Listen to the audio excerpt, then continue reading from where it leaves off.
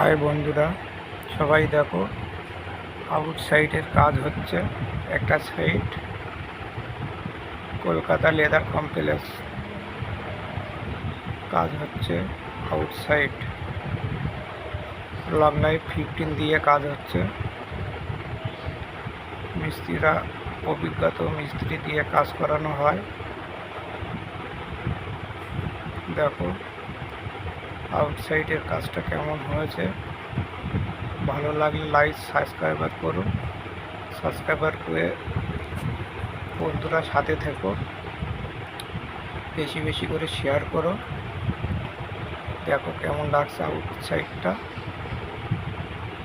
ভালো লাগলে অবশ্যই লাইক করো, কমেন্ট করো, সাবস্ক্রাইবার করে সঙ্গে থেকো বন্ধুরা।